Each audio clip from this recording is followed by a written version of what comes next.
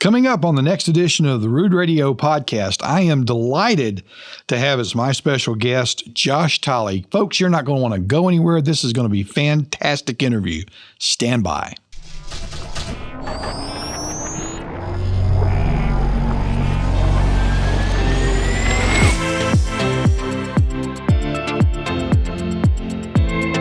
Well, welcome back to Rood Radio Podcast. Ladies and gentlemen, I am so glad to have Josh Tolley here with me today. Josh, thanks for being with us. Ted, it is always a great day when I get to spend it with you, man. I guess you're kind of used to this. I mean, this is the kind of radio motif, and you're a radio broadcaster. Yeah, this is my world. But we go back a long time, and I was so excited to know that I was going to do this with you today. Yeah. I think how many years? Almost 10 years. Wow. This spring it'll be 10 years. Man, it seems like yesterday. But, Josh, you've been on with Michael many, many times. Yep. But with the Rood Radio podcast, what we like to do is we like to find out a little bit more about Josh Tolley and a little bit more about you and your history and so forth. So tell me a little bit about the young Josh Tolley before radio, before all of this. Tell me about you, where you're from. I was born in Madison, Wisconsin. Grew up in a middle-class family, that sort of thing. I guess any uniqueness would be I kind of grew up illiterate. Graduated high school, not really reading that well. Seven-year-old level. And I was so shy that I couldn't order a hamburger from McDonald's. Wow. Yeah. Josh Tolley? I know, right? I know. Now I make my money talking to people. Yeah. But I knew entrepreneurship was the way to go. And I wasn't a person of faith yet, but I was an observant person. And there's this idea that illiterate people are stupid. They're not. No. If you think about it, if you don't speak Mandarin and I dropped you off in China and you were a functioning adult, you were figuring out the system in a different way. Yeah. So I saw patterns and all that sort of stuff. So I knew I needed to be an entrepreneur. Started my first business 3 days after high school. Wow. And haven't looked back. Wow. So how did you? Okay, so we were talking about you hadn't found your faith at that particular point, but where did you grow? How did you grow up? What religion were you? How'd you grow up? Yeah, we weren't really anything. So it's not like my parents were like atheists, watch Dawkins or something. Yeah. We just weren't anything. Yeah. So what happened was I was a practitioner of martial arts, still am to this day. Yeah. But I was in martial arts and I noticed all of my friends were practicing all of these different martial religions. Yeah. So you had Taoist, Buddhist, Shinto, Wicca, you name it. Yeah. But they were avoiding the Bible. Wow. So I was like, just that sort of observant personality. I'm like, well, why are you all avoiding that one? Yeah, why? Yeah. What's up with that? So I read all the other ones. So I've studied religion. And then I said, okay, I'm going to read the Bible. And I read it. I didn't know I was supposed to start at the end of the book. I started at page 1, read it, and said, yeah, this makes sense. This is God, so let's go. And then I went to my first church, because that's what you do, right? That's what I thought. I'm like, everybody. Yeah, I believe in this book. I go where these people are. Yeah. And went to my first church service, sat there, and listened to a guy, and I got done, and I thought, yeah, that's not in the book. Went to the next church. That's not in the book either. And I went to dozens of churches. Yeah. Dozens of churches. And I thought, man, I must be the only person who's actually read this thing. Yeah. Because y'all are nuts. Yeah. So that was kind of the beginning of the faith walk. And then it kind of mixed with finance along the way. And now I've kind of become this guy, the faith and finance guy. But that was the start of it. And then I ended up meeting Michael. Well, talk to me about that. Talk to me about how you've gone through this walk of faith and these challenges. Well, that's not in the Bible. This is not in the Bible. Yeah. What are y'all talking about? That's not in the Bible. Yeah. And then all of a sudden, now you meet Michael Rood. Tell me how you met him. So I am as blunt as a hammer to the face, right? And I tell people that when they come to my live events, this is going to hurt. I only have one gear and it's blunt. Yeah. So knowing that all these other people didn't read the Bible and I did, I was on the air. And I've been on the air for a long time. Yeah. And every year I would do an Easter special where I would just rip apart Easter. Yeah. And I remember there was a station that was airing my show in Colorado. And the station manager there, who I still have not met, but the station manager there was a follower of what Michael was doing. And he sent me a DVD. That's how old I am. It wasn't even a download, Ted. He sent me a DVD of Michael talking about truth and tradition. Oh, wow. That's a good one. Yeah, that's a very good one. If you're ever going to see something of Michael Rood's material, Truth and Tradition is an eye-opening piece. Right? Yeah, that's a good one. Yeah. So I watched this thing and I thought, man, here's the other guy who read the book. Yeah. So because I have a show, I told my producer, find this bearded guy and let's get this guy on the show. And I had Michael on. And we tore apart Easter again. So I actually did 2 tear apart Easter shows in the same year. Mm-hmm. And he was just as blunt, as rude as I was, right? I fell in love with the whole prepare for a rude awakening, that sort of thing. Yeah. And we just had a blast. We just hit it off. We just had a blast. And I ended up losing a couple stations. Yeah. I'm serious. I'm dead serious. Yeah. Because, a bunch of angry Protestants, I guess, called in and they were just upset. And that kind of kicked it off. And then I think a couple months later or something, he had me down here for the first time. And yeah, I think you came down for a Passover event, didn't you? I did. Yeah. In 2014. Yeah. Wow. Yeah. Ooh, that's been a long time. Long time.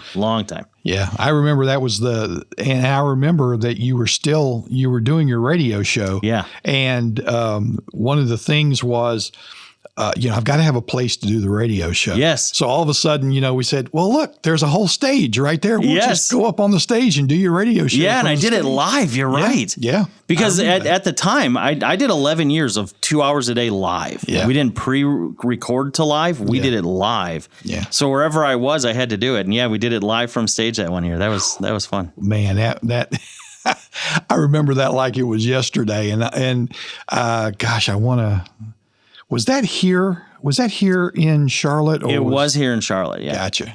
Because I know there was one year we did something in Dallas, and I wanted to say you were there, but I don't think so. I think it's all. I've actually done a few Passovers with you guys. Yes, that's what. Yes, absolutely. That one year we all dressed up and pretended to be disciples. Oh, and yeah, we did that year. That's right. Yeah. I know that was here. Yep, that was here in Charlotte. Yeah, absolutely. And then I did a Shavuot with you. We've known each other for a while. Yeah. Well, listen, there's a lot more to talk about with you, your career, what you're doing today, presently, and we want to get into that. So we'll do that right after this little message for everybody. So don't go anywhere, folks. We're going to be right back with Rood Radio Podcast with our good friend, Josh Tolley. Don't go anywhere.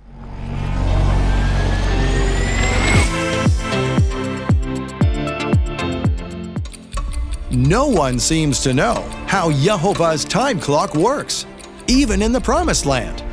While the Gentile world remains oblivious, and Rabbinical Judaism insists on doing things their own way, one daring duo decided to do it right. I'm here because in just a little while, we're going to attempt to do something that the world is waiting to find out, and that is to actually cite the beginning of the 7th month, one of the most important periods of time in biblical understanding.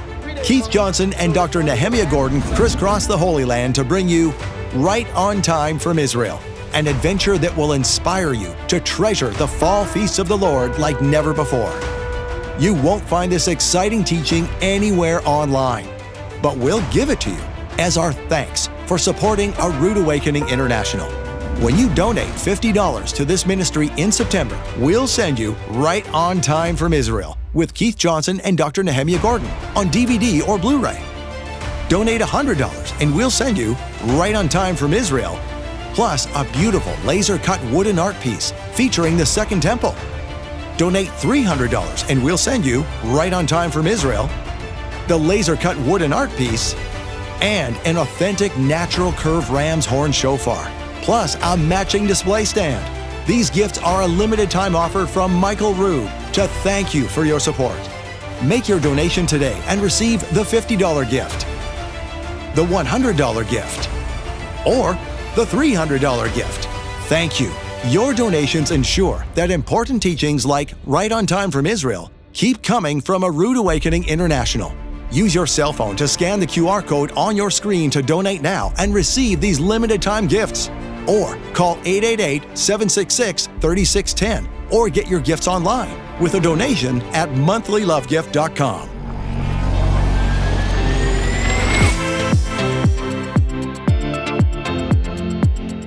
Welcome back to Rood Radio Podcast with my good friend Josh Tolley here. Now, Josh, before we left for the break, we were talking about how you had met Michael and you had been with us for a lot of Passover events, Shavuot events, and so forth. But now, talk to us about what you have done professionally now. I know at the time, back in the day, we were dealing with, you had your radio program. Yes. And you also had an entrepreneurial corporation called Purple Monkey Garage, I believe, right? Yeah. So tell me about that and how that's evolved now. Oh man, it has grown and changed so many times. Technically, Purple Monkey Garage still exists, but the whole idea really is kind of rooted in faith anyway. So I was building my business, I was growing in my faith, and I thought, well, these two worlds have to mix because the Bible says it's for all instruction. Sure, right.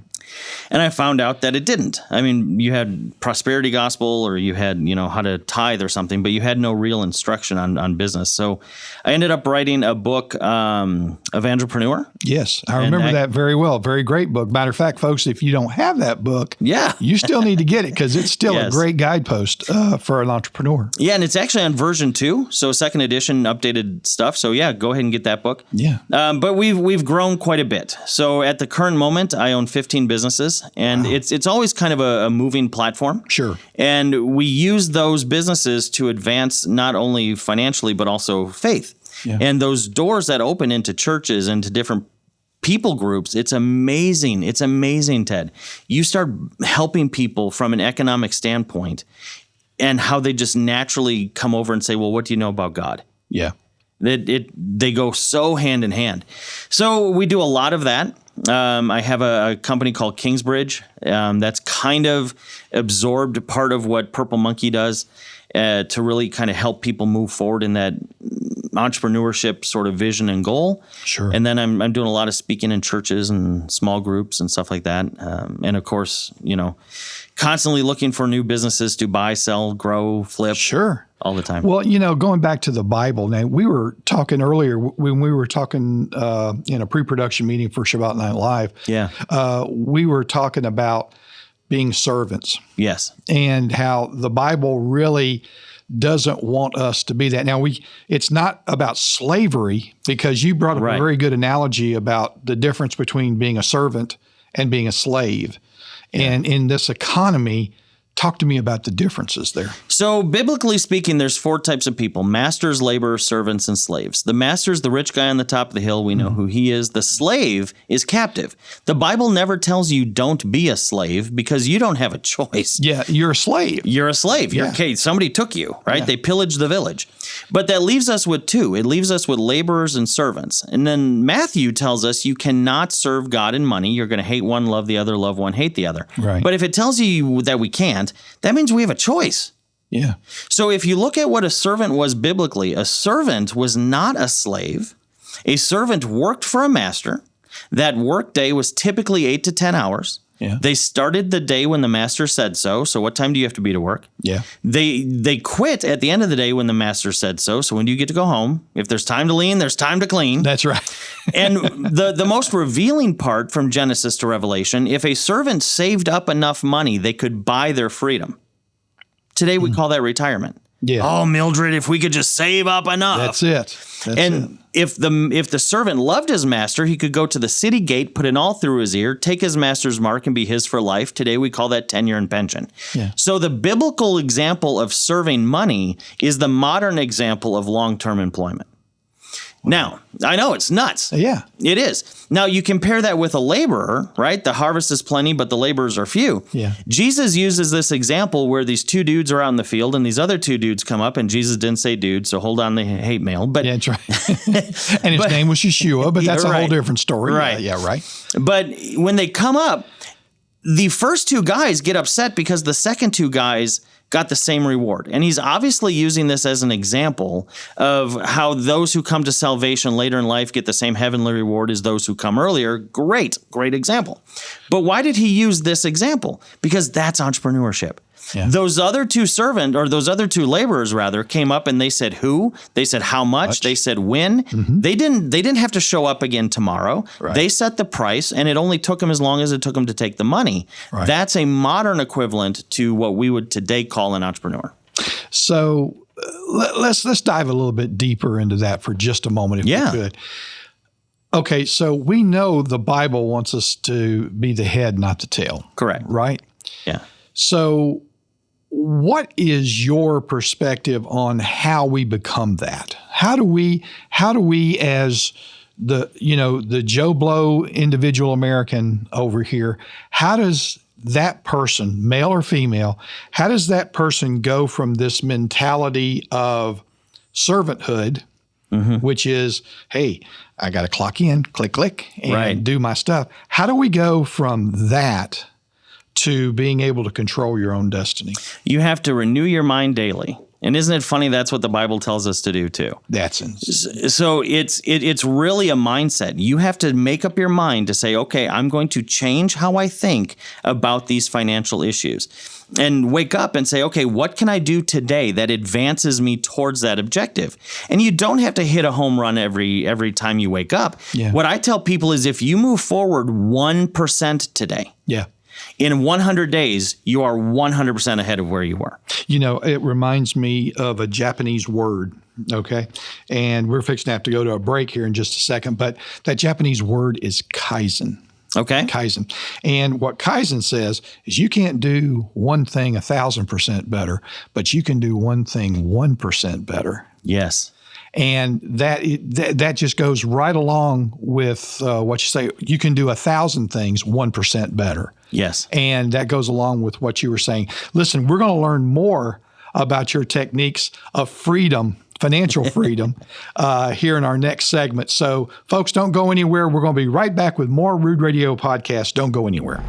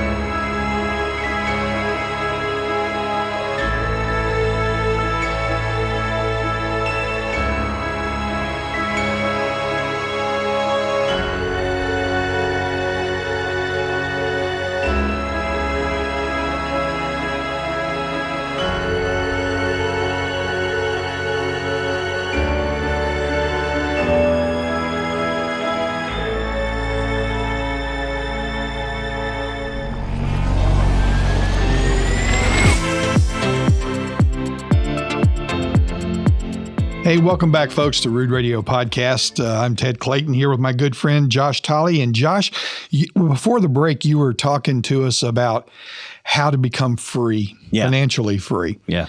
Can you expand a little bit more on what your principles of financial freedom could be? Yeah, absolutely. And I have no system for people to join or mentorship or anything like that. So this is just purely what has worked. The first thing we have to realize is you have to look for wealth creation, not wealth storage. Yeah. So many people are missing the difference between the two, and they put money into wealth storage thinking that's going to create wealth, and it can't. Oh, right. Yeah. Let me see. Let me put $100 in the savings account. Right. And, in 50 years, that's going to be great. Yeah. It's going to be $102. Yeah. Right. Yeah. Exactly. Exactly. So that's never going to happen. You have to get into wealth creation. Yeah. And then once you realize that, the second biggest difference maker is realizing you can buy the wealth and the income that you want. You don't have to wait for it to happen. And this is by far the biggest seismic shift when it comes to most people learning how to create wealth. The crazy thing about that, and what my mind goes to is all of the shows and such that you see, the barter system. Yeah. Okay. And they've been full-length movies and television shows about how somebody has taken a pen and made it into a Ferrari. Because I take this pen and I sell it to my radio guy, Kenneth Collins, and he takes it and he has it. And now he's got a microphone he wants to sell to somebody. And it just keeps going back and forth until eventually you got a Ferrari sitting in your, you just have to have time, patience, and knowledge. And a willingness to change. Because, listen, I don't think everybody can be rich. I'm not that guy, right? Right. But I do think that most people who could be are not, because they don't want to change and try. Because somebody's going to listen to what you just said and be like, oh, well, that sounds like a salesman and I don't want to be a salesman. Then change. Right. I was shy and illiterate. I changed. Well, and people can't be, how do I want to say this? They can't be complacent. They can't be lazy. You've got to do the homework. Right. You've got to do what's necessary to grow yourself. And for a lot of folks, they just get to the point where, you know what? I'm comfortable. Yep. I'm comfortable now.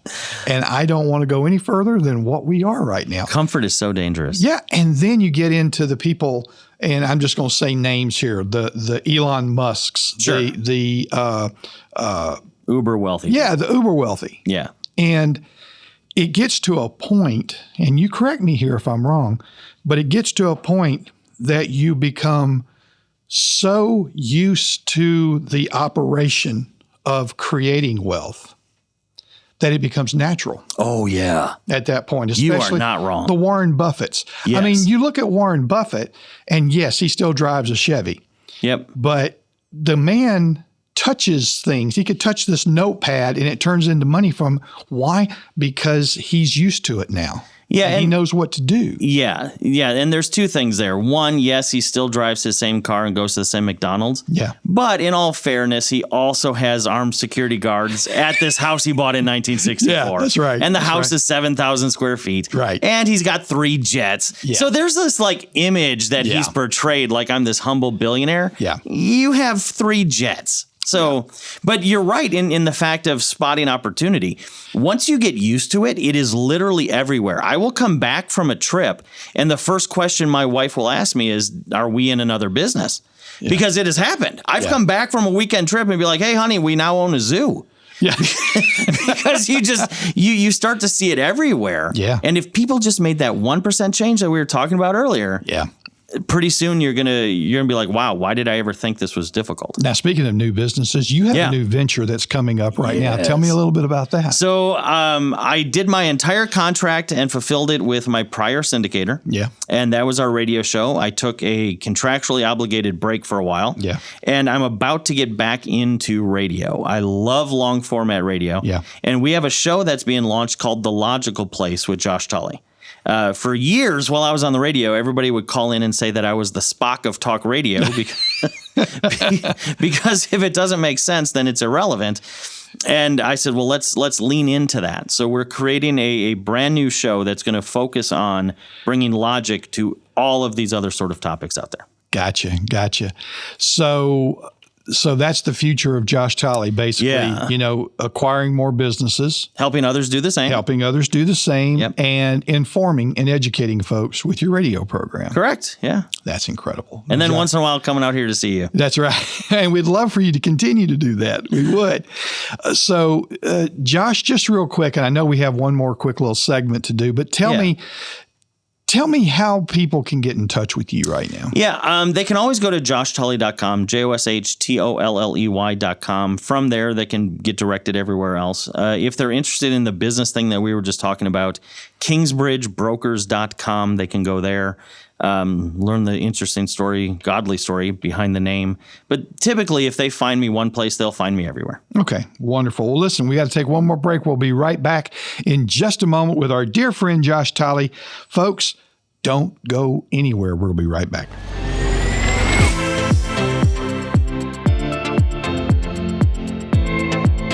Hey, welcome back to the Rood Radio Podcast with my dear friend Josh Tolley. Josh, you have been, like we said before the break, you have been here with Michael for years and years, 10 years. And, Michael appreciates you so much. And recently you came and did a bunch of Shabbat Night Live programs with Scott Laird. Yeah. And you did a love gift. Now, for folks who aren't familiar with the love gift, that's a special teaching that you can get from the Rood store, the Rood Awakening store. And it is not going to be shown on YouTube or anything like that. It's a special teaching that's just for our partners. And you had a special teaching that you told me about. Talk to me about that special teaching. I did. So we're going to teach people how acquisitional wealth, or the buying and selling of businesses, is the most proven, fastest, safest way to create life-changing wealth in the history of the world, and how most people can do it with far less money than they think is needed. Well, that's what I was just going to ask you now. Okay, so I'm Joe Blow so-and-so. Yeah. And I live paycheck to paycheck. Is that something for me? Is that something that I can do? It absolutely is. And we're going to teach people how to use their 401ks, how to use seller financing, how to find the business itself. But we have turned people in less than 2 months. We've taken them from middle class to 6-7-figure income earners just by buying a company that already produces it. Wow. That's incredible. That's really incredible. So, folks, you're going to want to get that love gift from Josh Tolley that's coming up. And also, you're going to want to watch those Shabbat Night Lives with you and Scott. I mean, I was in on the pre-production meetings with you guys, and the stuff that you are going to be talking about with those programs. Listen, you're going to want to bring your relatives, your neighbors, everybody in. Your financial planner. Get everybody in and watch these shows because they're going to be great. Josh, thank you so much for being with us on Rood Radio Podcast. We really appreciate you, man. Always a joy. All right. Thank you, guys. And for our producer, Kenneth Cullens, I'd like to say thanks, everybody. We really enjoy being here for you. And until the next time, this is Ted Clayton saying bye. Shalom, Torah fans. Give this video a thumbs up and share it with a friend. Tap the subscription button and the bell icon. And I promise to update weekly with in-depth biblical research. Be sure to download the new michaelrood.tv app for both mobile and home devices for even more commercial-free content.